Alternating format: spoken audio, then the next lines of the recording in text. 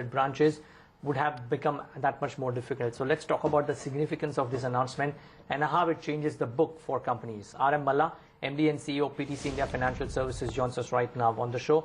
I think in a bit we'll also get in the management of Bandhan on the phone line as well. But Mr. Malla, let me just start off with you first. A lot of sectors, not a surprise really, but a bunch of more realistic sectors included in priority sector lending. Are you happy with what's come out yesterday? Thank you very much for having me at ET Now. I must compliment Governor Raghuram Rajan and his team for bringing a very thoughtful policy changes in priority sector, which are less stringent, but at the same time, very flexible norm. And in fact, it really will boost credit to desirable sectors such as marginal farmers, micro enterprises, also social infrastructure, and very importantly, renewable energy sector in which currently I am working. So I believe the changes were desired, and at a very right time, Reserve Bank has done it. And, I used to be chairman of a bank some time back, and it used to be, quite difficult to, keep track of so many things which were there. For example, within agriculture, you used to have direct and indirect separate classification, which has been done away with it, which is a wonderful thing. But at the same time, to begin with 7% for marginal farmers, going up to 8%, for which time frame has been given. That's a very thoughtful thing. Similarly, for SME, micro enterprises, there was no target as such, except various classifications that up to 5 lakhs, so much should be done, 25 lakhs, so much should be done.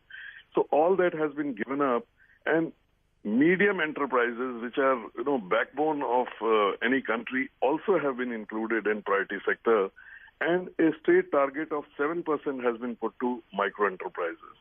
And very important thing is that, agri-industries, which are absolutely essential for any country to take care of farm produce, has also been included in the priority sector. So any agri-processing unit up to 100 crore of the bank limit, including in priority sector, is going to be a big push not only to agriculture, but also to the credit to this sector. So warehousing, cold storage, agri-processing is a great thing which RBI has done. Right.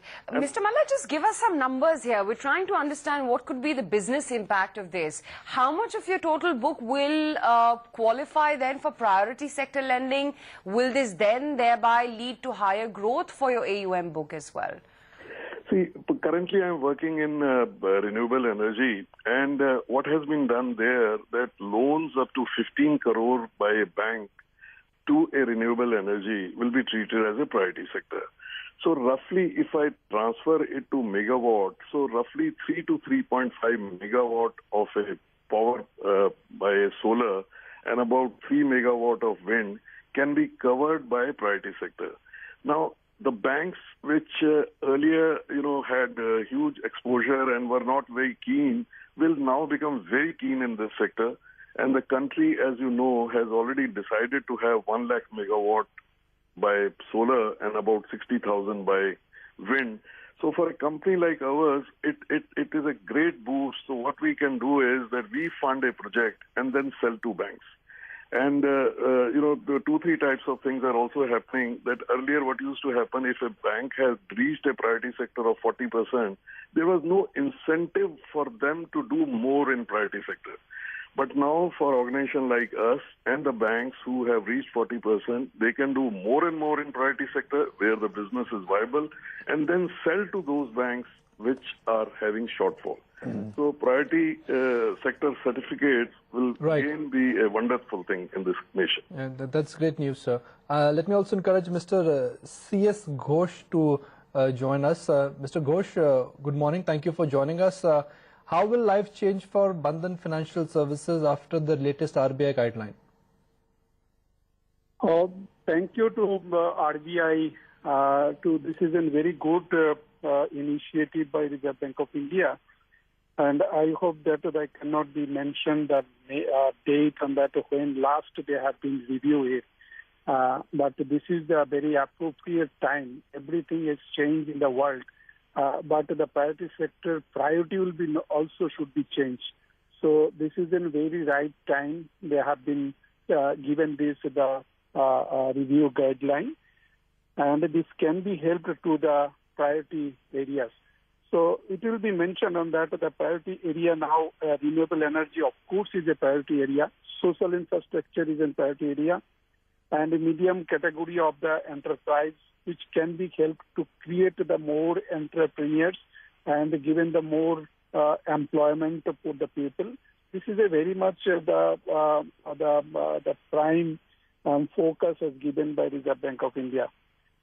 And divided in a two part on that, differently, the indirect agriculture, direct agriculture now has come to the one agriculture. That is also very good with grouping on that. And the details is there. And the microcredit loan till now have been eligible for priority sector lending. And other point you see that we are also asking from the Reserve Bank of India, the people have need in their make a sanitary lacting, they have the need of the loan, but the sanitary lacting loan is not treated as a priority sector lending before. If anyone like to take it other than housing loan, but now it has been captured as a priority sector lending, which is very specifically help to the national objective, whatever our Prime Minister saying about it. Sure. No, this is the one. And another point I also asking from the Reserve Bank of India, that is every time as a microcredit organization we got the target fulfilled by the bank is the last March priority sector lending target fulfilled. So whole the year they are not very given the importance on that, and their March has come to this target fulfill.